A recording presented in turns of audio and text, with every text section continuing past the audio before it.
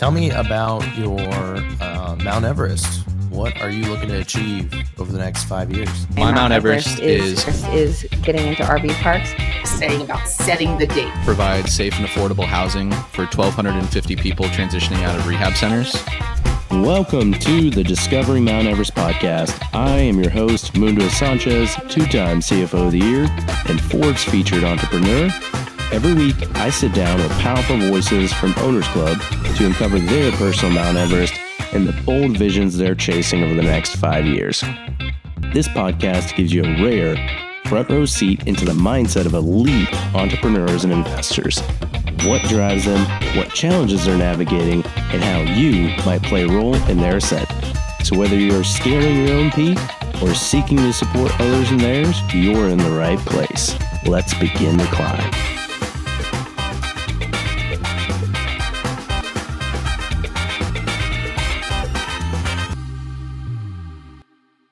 We are here in Monterey, California.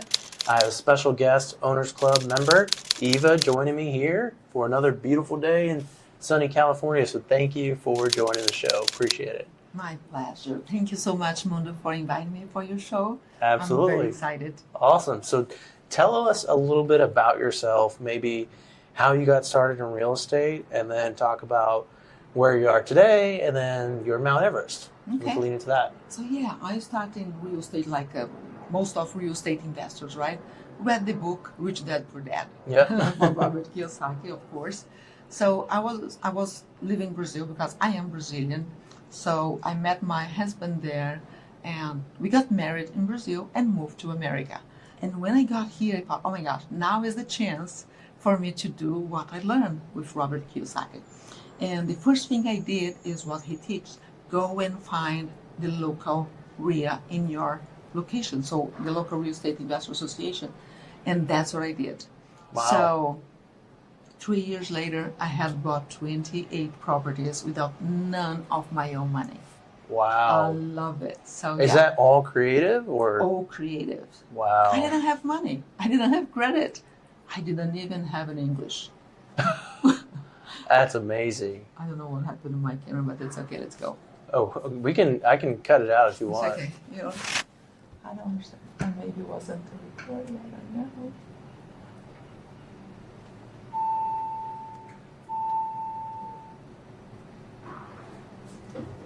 Okay, so that's good. And so you did this without like any formal training or anything? Like how did you figure all this stuff out? So I was at home, pregnant, and watching infomercial. Mm-hmm. And then I saw this, what's his name? Carlton Sheets.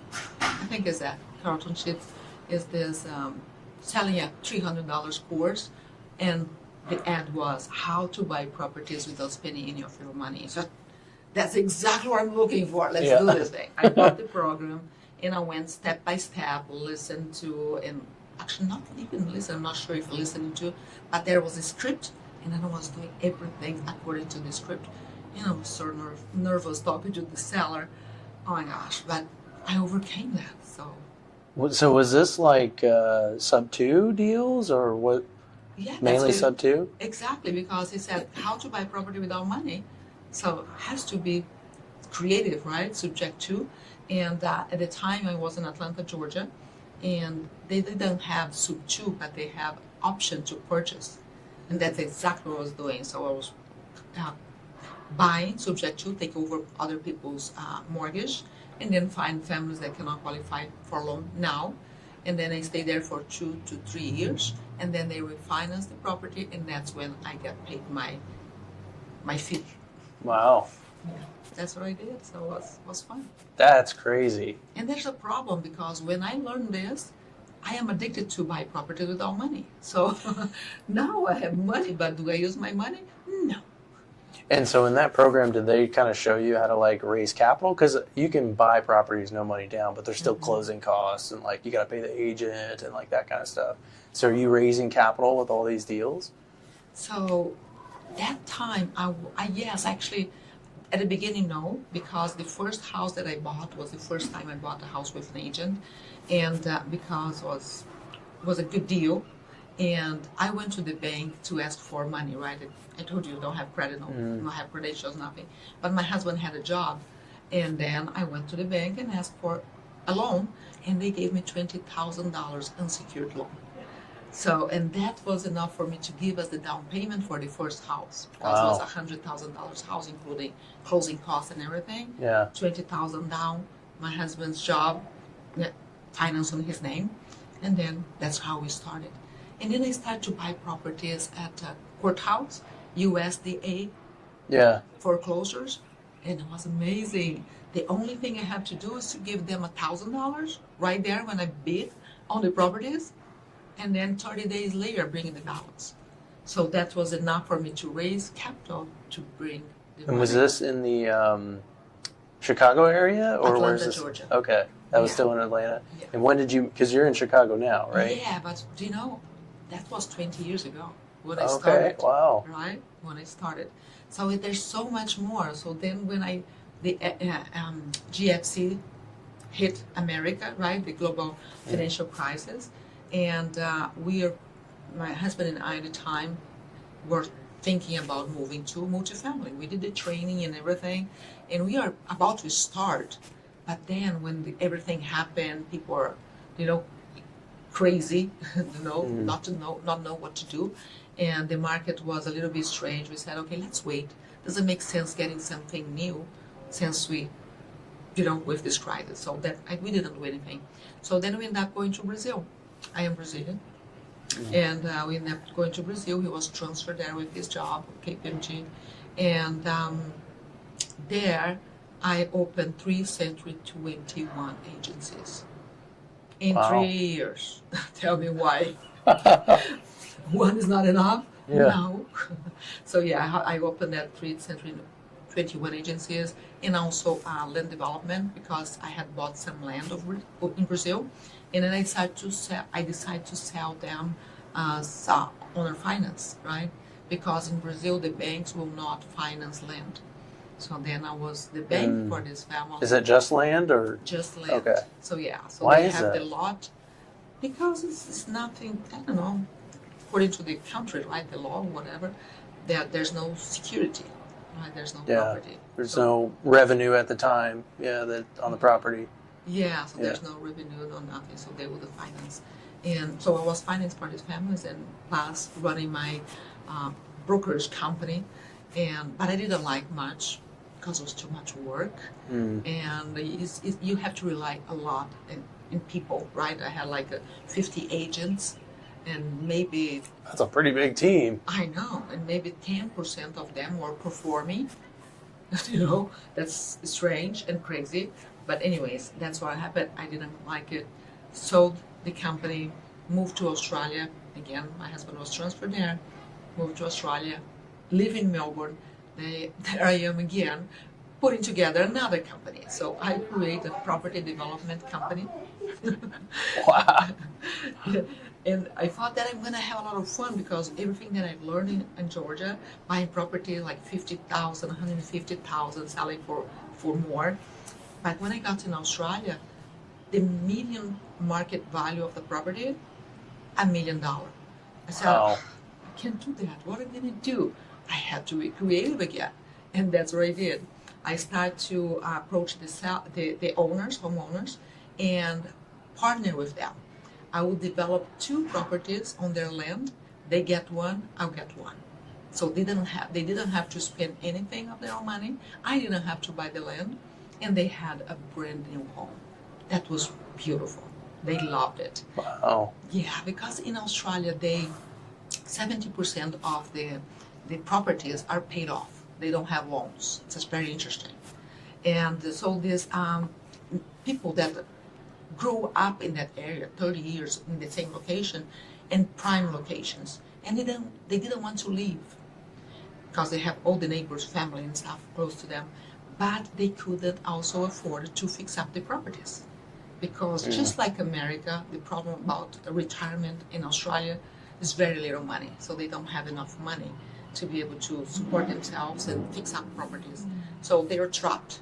So I was a solution for them. And they loved it. So you're worldwide creative finance. Absolutely. That's amazing. How do you like, even going back to like, how do you even create something going from 0 to 50 agents like back in Brazil? Like, what were some of those steps? Everything starts with your thoughts. What do you want, right? Okay, I want to be the biggest and best real estate brokerage in this town. That's what I want to do. So when you have that in mind, then you just go reverse engineering. I was on the papers and I was on the TV, like prime TV, like 15 seconds, 30 seconds commercial. Oh my gosh, it was incredible. People calling, I want it because we are international, right? Yeah. It's an American franchise. And I was in Northeast. Americans are kings for them, right? Oh my gosh, they have a lot of money. They're gonna solve my problem. So I opened my first agency like 35 minutes from the city. And this person called and he went all the way there to bring his house for us to list for him. So, and that's one of the reasons I opened that in the city. So it ended up being 3 because I also decided to open one in the shopping center, the major shopping of the city. I have my agency there too. And it just got to the point where it's just like grew to something way bigger than you even initially planned, and it was taking up too much of your time, I assume. Actually, it's not that. It's just because I didn't like I said, to work, manage people, and they not perform, and you have to be all the time on top of them. And I'm a kind of person that if you don't do it, I'm gonna do myself. And there was a point that my agents asked, "Where are you?" I am in front of a client trying to get a listing. They said, "But we are all here." Yeah, go find something to do, because I am doing. So I just don't have the patience. So and then I said, no, it's not good. I'm happy that my husband found this opportunity, was invited to go to Melbourne, and it was fantastic. I love it. So I was able to get up there.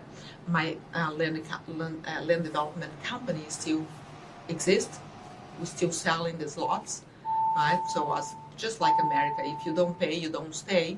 So and then I kept getting this lot back. In Brazil, there's something different. They have to give back 30% what they already paid. So we have to give back. It's a lot. It's fine. Wow. Yeah, so that's happening.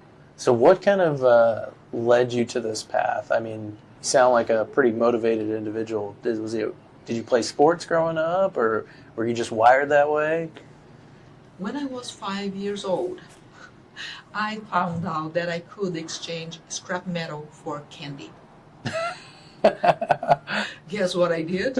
I was in the neighborhood looking for scrap metal to bring to the store and get candy.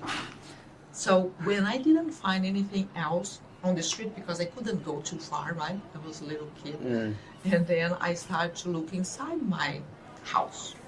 And then, oh my gosh, my eyes lit up when I saw my father's tool chest. Oh my gosh, I thought, I'm rich. I could imagine how much candy I would have, right? So I sold every single one. Every single one. Oh my gosh, it was so good. So anyways, and finished. Then what I do, right? So then one morning, I always woke up early in the morning, right? I love to come and stay in the sun. And then I was thinking, what am I going to do? There's no more scrap metal. What am I going to do? And then I look in front of me, the front gate. I sold that thing. And of course, that was the end of my career.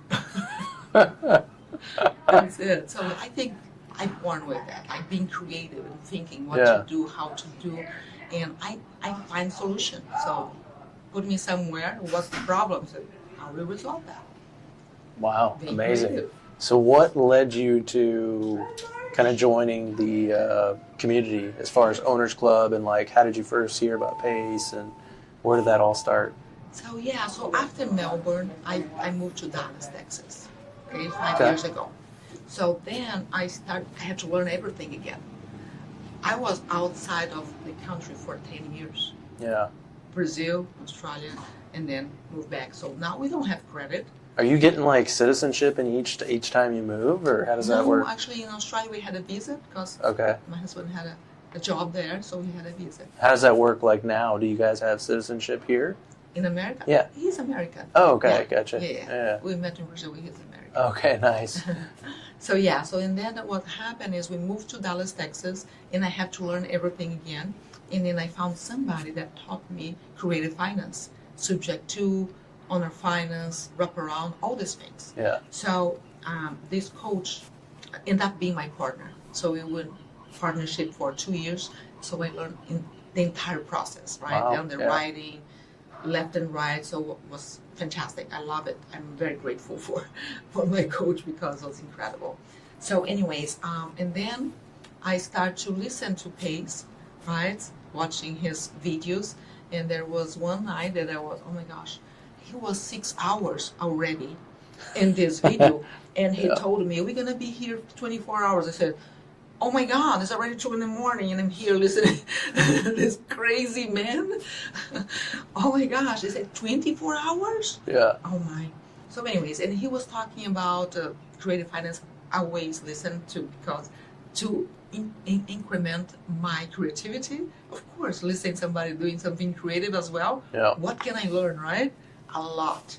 So, and I used to buy houses like from the cheapest house we bought like $26,000 to $150 and sell up to $300,000.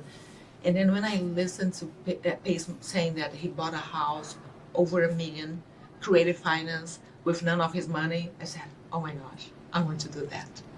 Sure enough, a week later, a client came from my ads, $1 million house. I purchased that house with zero of my own money. Wow. And as a result, I was able to get $500,000 working capital for that house. That's a big win. This is a $500,000 advice from Pace Morgan. Thank you. That's amazing. Yeah. Wow. So I guess assuming at that point joining Owners Club was just like no brainer, right? Absolutely. So I went to Squad Up, and when I saw the vision that Pace have for the community and everything that we were saying, I don't remember the 3 things, I remember 2 of them, that he was saying, we're going to do this, this, and that. Yeah. And I said, oh my gosh, tick all my boxes. No brainer. Give me the paper. I'm going to sign it right now. Yeah. So that's exactly what I did. And I'm so happy because he has the biggest community, right, for creative finance. Where else I'm going? So that's perfect. And I love community. I always been masterminded, but Pace, by far, the best I ever been. Nice. So have you gone through and like watched a lot of like the Owners Club training content, like even from last year? Absolutely. Yeah. Absolutely. He gives us homework, right? Mm-hmm. I did everything. Mount Everest, Yeah. active income, calendar series, and not only listening but implementing. And then one part is when I found out that Pace's Mount Everest is like 90% my Mount Everest, that is find buyers first. That's what he was doing, right? That's his Mount Everest. And then I said, oh my gosh, this is my goal, right? Because I was writing down how it's going to be and everything. And when I was listening to him, I said, oh my gosh, that's amazing. It was phenomenal. So of course, he has some pieces that I don't have and I could plug it in, right? I'm ready to launch. So right now, I'm looking for buyers. Whoever wants to buy a house and they don't qualify for traditional loan, talk to me. Okay, That's nice. what So I'm are you doing. taking down deals and essentially wrapping them, right, to finding these end buyers that maybe they have, high income or they own some businesses and they can't qualify for traditional credit, right? Mm-hmm. And you have an option for them, Absolutely. right? Yeah. Nice. And so Absolutely. are you mainly winning on the back end or are you winning like on both, like the front end, back end, a little in between? Every deal that I make, I get paid 3 times.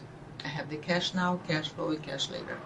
Nice. That's what I learned, and I don't move from it, and that's exactly what happened. That's beautiful. Nice. And so are you raising capital now Or are you still, yeah? Always raising capital, even though all the money that I get is recycling money, just to grow. Like 3-4 month time periods, or what? Because you're essentially closing on it, and then you're listing it or going through your marketing channels for 3-4 months, however long. How long does it take you to find a rat buyer? 4 to 6 months? The average is between 30 to 90 days. Oh wow, that's pretty quick. Yeah, it's pretty quick, because the moment we get the property on the contract, is already being marketing for the find the buyer. Yeah. And then many times we had the buyer anxious to get into the house even before we purchase. So we have to hurry up. So how are you finding like these buyers? Are you doing a lot of like social media marketing? The buyers or sellers?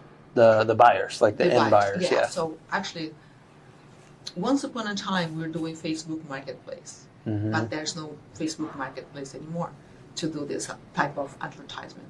What do you mean by that? Because you can list stuff on Marketplace, right? You can list houses. But they start to block us, and not only us, but a lot of people. Yeah. It's very hard Regulated. to make that work. So then now that's why I moved to the part of now I'm going to find the buyers first. I'm going to resolve that problem. And then because it's too easy for me to find the sellers, because I've been doing this like for 5 years, and I buy very fast because there's no deal that I cannot close it if they are motivated, and if the terms are there. Too easy. Just make it happen, right? So, but now finding buyers first is the key. That is the most important part of my Mount Everest. Find these families first, and then I go and market to get the property for them.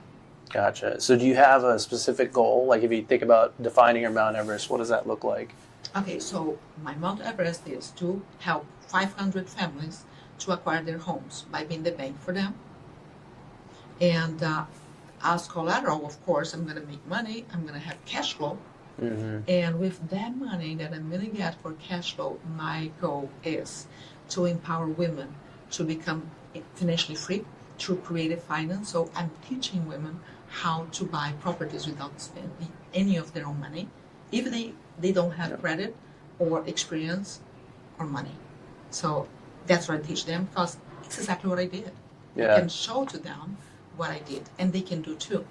And besides, I have my passion, that is Restory, like R-E-Story.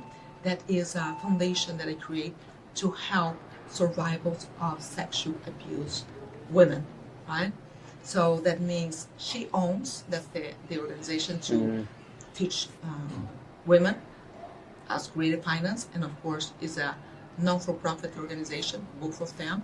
And then when I do my meetings with She Owns, and I bring the awareness for what I'm doing to help women to heal from sexual abuse trauma.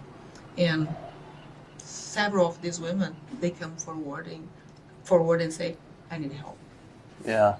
And so I'm very excited about that, because as a survivor myself, right, because that's the only way you can do this. Because actually Pei said something that I love it. He said, you teach what you need to learn the most. Interesting. So yes, and when I take these women through the 13-week process, I'm with them. I'm learning with them, right? Even though I'm ahead of them, because I've already looked for healing and I'm more advanced, because sexual abuse is something that you never heal. So you always carry with you. So you have only to help others to have a better quality of life and understand what happened to them and show them what's possible. They don't have to be back in the past and feeling sorry or thinking that they're not enough, that there's something wrong with them. So I'm very excited about this program. I already started, and I have the first group and 5 weeks in, and it's incredible to see the transformation of the girls. It's incredible. It's not girls, I said. There's from 36 to 60. So. Yeah, you must be really good at marketing yourself, because it sounds like all of this stuff, like it's crazy. The growth, the things you've accomplished, it's amazing. Yeah, that's awesome. I have the talent to talk to people and, entice them to do what I'm telling them. And I think also because I do with my heart, because my passion is to help people. And when I'm talking to sellers, I find a way to pay them as maximum as possible, but at the same time, I'll be able to have a margin. Yeah. And I talk to them very clearly. I said, hey, I'll not be able to make any money. I have the passion to help people, but I also have bills to pay. Yeah. So, and the same thing with the buyers, right? I do whatever it takes for them to get a home. Even, of course, I try to get 10% down, but sometimes they don't have, and I'll work with something out with them to make it happen. So if you think about the Owners Club retreat that we're at, like what are some of the resources or connections you want to make over the next few days to walk away like, yes, that was a success? So what I want is to find as many women or people as possible that can help me to reach out the most amount of women as possible. Because I want to help all of them. I know it's not possible, but as many as possible. So that's what I want to do. That's my passion. So I can teach them real estate, and I can bring them to go to the program of Restory and Heal to be able to rewrite their story. In a combination of the two organizations, because when they come from the healing process, what are they going to do now with the power that they just got back? They can come in and mingle with the women that are learning real estate and build wealth to themselves. Wow. That's the goal. Amazing. So it sounds. So you've already started this, Oh, right? yeah. Oh, Yeah. yeah. I started like 5 months ago, and I run like a meetup every month, first week of the month, and the Restory I just started 5 weeks ago. Nice. The first group. And so how are you spreading that awareness and getting the word out there and For- attracting these people? For Restory or Or both, Healings? all of it. Yeah, Okay, just so curious. For Restory, we didn't go out there to the public.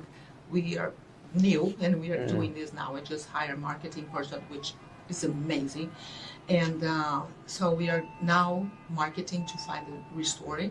But I believe She Owns is the best channel because I know what to do, right, with these women right now, with empower them to buy properties, and that's my passion too, right? Yeah. It's awesome to do that.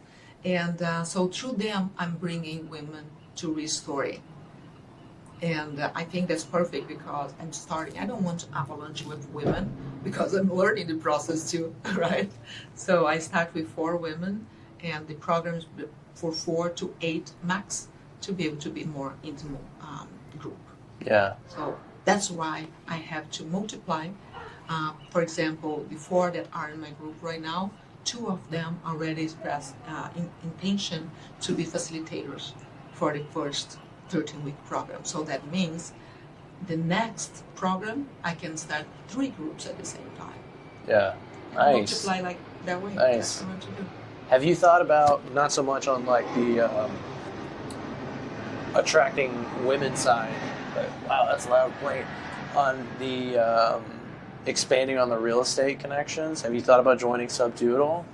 So we what? Have you thought about joining Sub 2, like Base's Sub 2 community? So, I think that is what I have to do because the majority of the women are there. Yeah. Because I think there's like 16,000 people in it, and Owners Club is like, there's only like 550 or something like that, so it's a much wider pool of people, and they're all still like really super high, not as high level as this group, but they're still like pretty high level, and a lot of real estate activity, and like it sounds like you already have all that knowledge, but just like the resources or the access to the people is like the value, honestly. Oh, absolutely, because everybody has some talents, right? They have different talents, and we cannot do everything by ourselves. Yeah. I'm very impressed with the community. Oh my gosh, it's incredible. I love it. Yeah, and you're absolutely right. Sub 2 is the best. I went to San Francisco, mingled with some Sub 2 people. Oh, the meetup a couple days ago? Yeah. Oh my gosh, that's amazing to see very young people. Yeah. Because they look up to us, right? They think, oh my gosh, they are Owners Club, they know everything. We know more than that, but not everything. Yeah. Right? So, and it's good to talk to them and give them encouragement. Hey, don't wait just do it right now. Stop telling your story that you work 40, 50 hours per week. So what? Do it. So it was very nice. And then I sent a message back, oh, thanks so much, Restory. Yeah, that's why I didn't do it. Sorry. Yeah, that's my favorite excuse, because I work during the day, W-2, and I'm still doing like a ton of real estate activity.